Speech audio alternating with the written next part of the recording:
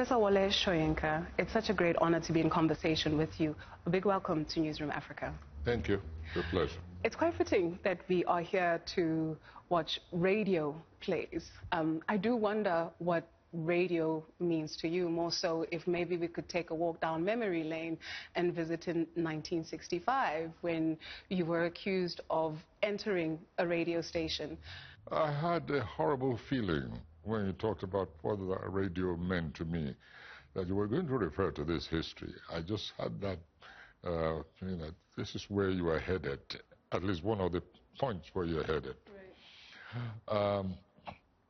Well, I came up, even my theater, I would say, came up via the radio route.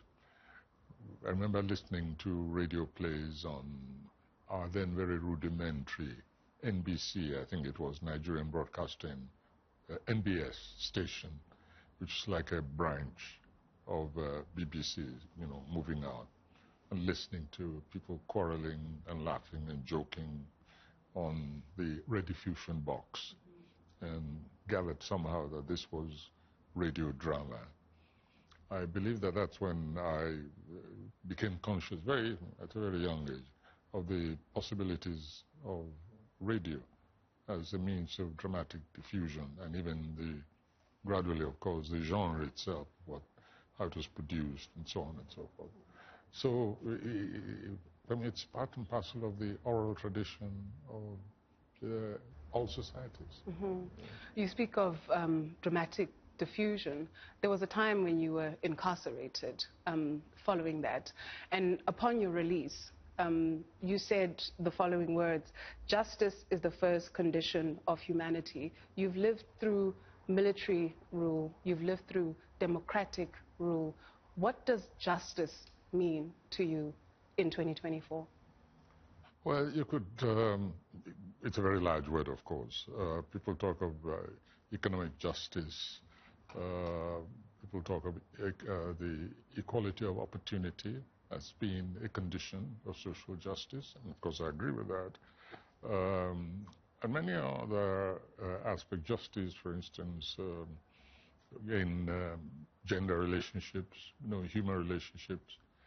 So basically, everybody has a pretty good idea and sort of a coordinated idea of what justice means to the human being, both on the individual level and the collective level, dimension. For me, this is what really makes even social cohabitation possible. The notion that each member of that community has an equal chance of total fulfillment. So justice is not just abstract with me. It can be identified literally in every facet of human undertaking, whether you're talking economics, as I said, or talking about opportunities. And without it, the social fabric is very fragile and literally can be trashed at any time. Let's speak of the concept of economic justice. When you take a look at some of the countries on the continent and what we are going through, not only your home country, South Africa as well, would you say there's been a sense of justice, or has there been justice, right? And the answer may be in the wind, but has there been justice when you see people speaking of reparations, for instance, when it comes to the African continent? Well, now, reparations and restoration, these again are components of justice and the redressing of history. When you use the word reparations, of course, my mind went not just to the human degradation that we on this continent have undergone. We're talking also about the loss of valuable artifacts, what I call the precipitates, material precipitates of human intelligence and creativity, and even often the philosophical understanding of the perception of ourselves as human beings. And that's a monumental undertaking to give back what a people have lost, to give back to people things, productive means, which define them as human beings, equal human beings with any other race in the world. For me, it can always be undertaken, I beg your pardon, symbolically. You can, for instance, return, and I propose this, return all those works of art which have been stolen from the continent. I mean, you can't replace the humanity, but you can at least make that symbolic token reach out towards a restoration of an amelioration of the huge injustice that was done to Africans as a race. So I proposed time and time again to both the East and the West, both of whom, enslaved Africans, just give back all the things, all the works of art that you stole, you looted from the African continent, and we'll forget the past. I undertake to work towards forgiving the past. And then we have a kind of a new level of relationship. I'd like for us to explore that in a few moments when we speak of justice again and we take a look at another layer, because some argue that what hangs on the walls of the British Museum, the Louvre, etc., is about memory.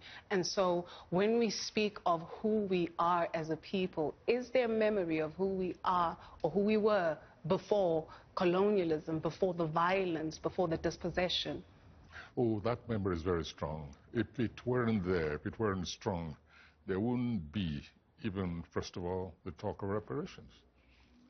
Because reparation means assisting, playing a role in the recovery of what we were before this traumatizing collective experience.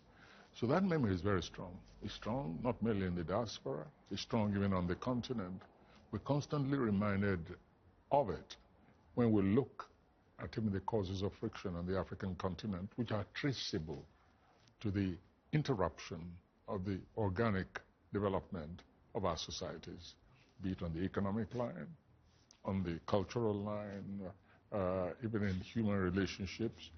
I think it's there with us all the time. But of course, there's a danger that sometimes there's a danger of constantly using this as an excuse for our failure to have developed even further than we have at the moment. So we have to be very careful. Because again, when we speak of justice, there is this notion that does democracy work for the African continent, or do we say does the system work, or do the people who have been entrusted to make sure the system work for the people of the African continent? When you take a look at the state of Africa, insecurity in some parts of the continent, the so-called coup belt of West Africa. Mm-hmm. Yeah, see, leadership is always on the lookout for alibi for its failures. This is part of what we undergo steadily on the African continent, always looking for alibi. And on the one hand, what is resurrected in our memory is accurate, is just. It's a question of how it is used. We must, expressions, for instance, like democracy. You mentioned that, you don't want to lose that. And what is democracy? For me, can be defined as participatory, equal participatory in our own governance, our own direction. It's accountability, equal opportunity, and so on and so forth. So we need not be distracted by the word democracy. We can substitute for it social justice. Then the means towards the achievement of social justice becomes our responsibility. Which one? We can say, okay, we want to imitate this system, we want to imitate this system. We want to invent a totally new, unpracticed system of achieving social justice. What would it look like? And we can, through that, then find we've been trying to reinvent the wheel. Because within traditional systems, including the monarchical on the African continent, if we probe, if we dig deeper, even the monarchical system, we'll find that we encounter means of control of power means of ensuring social justice, means of ensuring participation at one level or the other, as I said, in governance directions. And all these, the aggregate comes to the same expression, democracy. It may not be parliamentary system, it may not be a presidential system, no. On the other hand, reinventing the wheel can become just an excuse for oppressing your own people. Expressions like, there's no such thing as a competition in African democracy, it's all by consensus. What is consensus exactly? How is it achieved? How is it manifested in this society, in Xhosa society, in Yoruba society, in Twi society? These are things, these are mere means to that same essence, which can be practicalized in all our conduct and all our structures of development, of achieving that social justice. And so I'm not against borrowing, no. At the same time, I'm not against saying, well, let's give to the world something totally new, unheard of anywhere in the world. Sure, we mustn't use that as an opportunity for shutting people up, for saying, no, in African society, traditional society, there's no opposition. You must have heard that before. You don't have government and opposition. That's absolute balderdash, because we know it's not true. Right, right. And when we speak of justice, I sit at the feet of an elder. I see a lot of things that are uncomfortable, where you find that a lot of people want to leave the continent instead of help to build the continent, whether you do it legally or people are doing it illegally. What is it that you can say to the young people of the African continent? Do we stay? Do we build? Do we go? Do we become economic refugees? Because that's also something that has been done for eons. But what happens to this here continent? The exodus is becoming alarming, especially as such a large proportion end up at the bottom of the Mediterranean or as skeletons in the Sahara Desert. It becomes irresponsibility. Why do we go? Eventually we discover the grass is not that much greener on the other side. We know that wars take place, displace people, and when they have to look for some means of survival. So this is an issue which has to be tackled collectively by leadership, union, civil society. I mean, it's a gargantuan problem and a shame, really, a disgrace, both on the leadership of the exiting, the refugees and so on, and in many instances, even the receptor, the host, the unwilling, ungracious, but barely tolerating hosts. It's for me, it's the crisis of contemporary society. And of course, the answer lies in so many directions. Basically, providing an economic platform where, just a decent, dignified living can be had, is within the reach of everyone. On the return of looted African art, are we ready to receive it? Well, you'll be surprised that a number of nations have really been undertaking their own individualist reparations, examples. And what we have to do is embarrass the rest. And I've even suggested creating a rogues gallery, in which we itemize wherever we can photographs of these looted items, and they put below the names of the countries which still hold, especially the ones which were forcibly, violently, and murderously looted, like the Benin artifacts, for instance, which are a whole domain of sublime creativity was violated, and then all the artifacts taken away. There are many ways in which you can adopt to get these things back. It's feasible, since some already are doing it. So we just have to push the others to emulate their own colleagues. Professor Soyinka, as we wrap it up, your wish for the world, because it's also a tough time. It's not just the African continent, but is it safe to say, as we're seeing wars play themselves out elsewhere in the world, your wish for the world?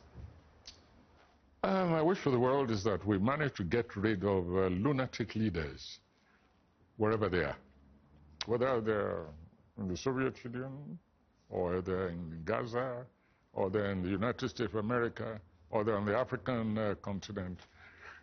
We have to concentrate on somehow getting rid of murderous leadership, those who are pushing the world to the brink of total self-destruction. You and I know who they are. At least we have opinions about them. That's what I wish, that sooner than later we manage to create a humanized set of leadership, wherever. That's the wish I would have for the world. Professor Wole Soyinka, thank you very much for your time here on Newzroom Afrika. You're welcome. Thank you.